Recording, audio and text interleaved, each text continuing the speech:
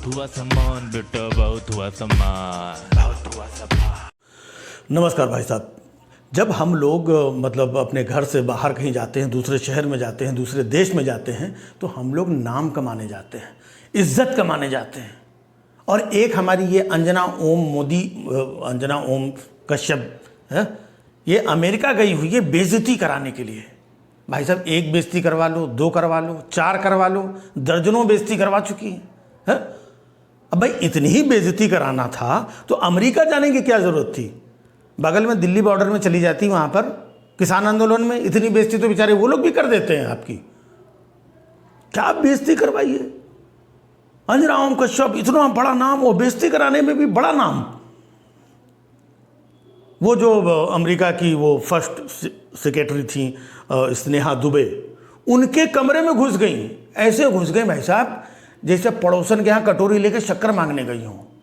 और फिर जो स्नेहा दुबे ने इनको धकिया के निकाला है, प्लीज़ प्लीज़ प्लीज़, मतलब सिर्फ धक्का ही देना बाकी था।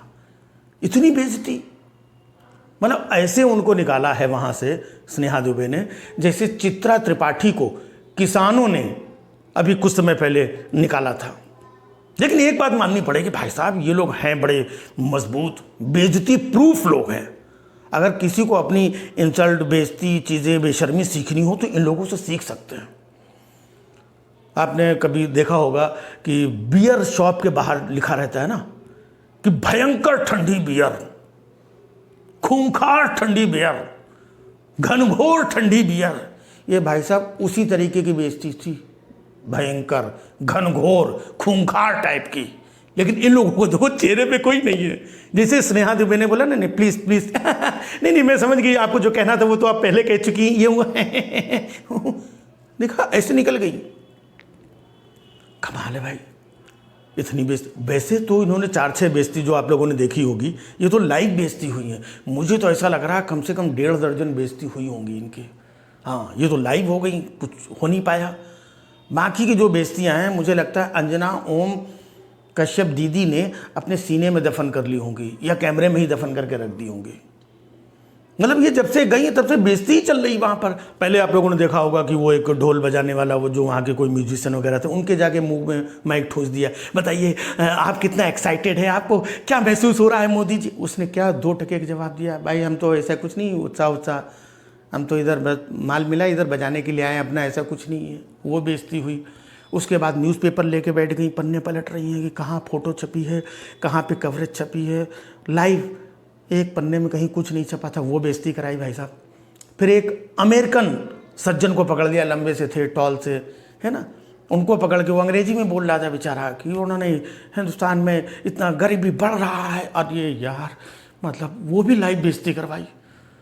उसके बाद में भी जब अंजना ओम कश्यप के बेइज्जती से पेट नहीं भरा तो स्नेहा दुबे के कमरे में घुस गई।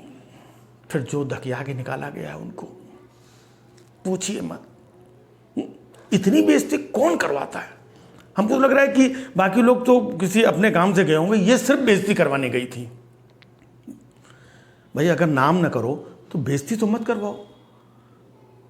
वैसे जब मोदी जी विदेश जाते हैं तो हमेशा आपने देखा होगा डंका बजा करके आते हैं। इस बार पहली बार इन लोगों को साथ में ले गए, लंका लगवा दी इन लोगों ने। इतनी बेइज्जती भाई, अगर मतलब इतनी ये था बेइज्जती कराने का, तो भैया यहाँ पे बहुत सारे साधन उपलब्ध हैं, अमेरिका जाने की क्या ज़रूरत थी? मुझे तो लग रहा है कि वो दिन ही खराब था जिस दिन मोदी जी अमेरिका में लैंड हुए हैं।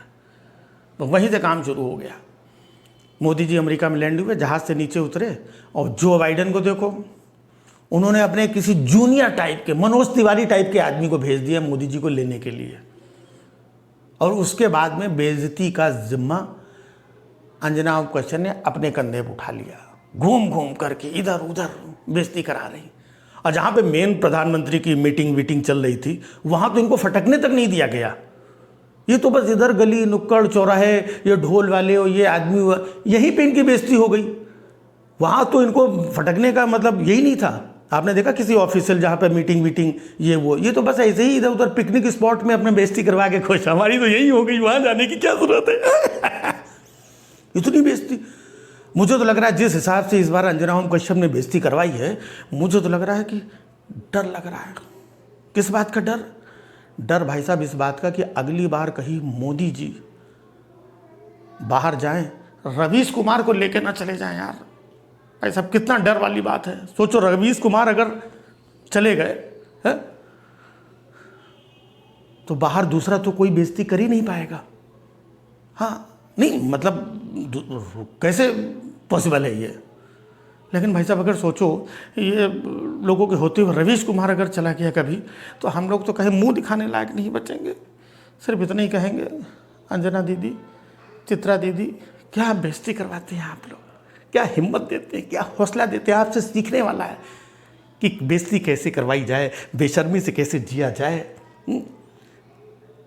अच्छा बेइज्जती होती क्या है आपको बताऊं? बेइज्जती कुछ नहीं होती, सिर्फ सच बोल दो, यही बेइज्जती है।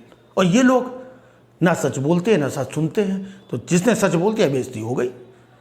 तब भैया यही कहना पड़ता है, बहुत हुआ सम्मान। बहुत हुआ सम्मान बेटा, बहुत हुआ सम्मान, बहुत हुआ सम्मान।